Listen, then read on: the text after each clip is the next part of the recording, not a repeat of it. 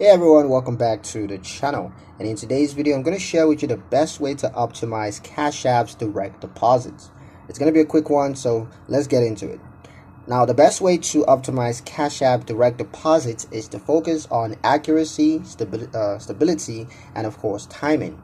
Ensure that your account is fully verified and that your personal information matches your employer or payer records exactly. Use the correct routing and account numbers and avoid changing them frequently, as updates can delay processing. Submit direct deposit details well before a pay cycle begins to allow setup time. Enable notifications so that you know the exact moment funds arrive.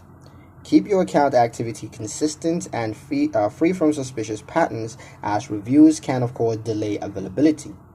When maintained properly, Cash App Direct Deposit becomes a reliable and efficient way to receive recurring income. But that's pretty much it for the video, guys. Hope you liked it. Hope you found the information here useful enough. If you did, like, comment, share, and subscribe for more helpful financial insights. Thank you guys for watching, and I'll see you in the next one.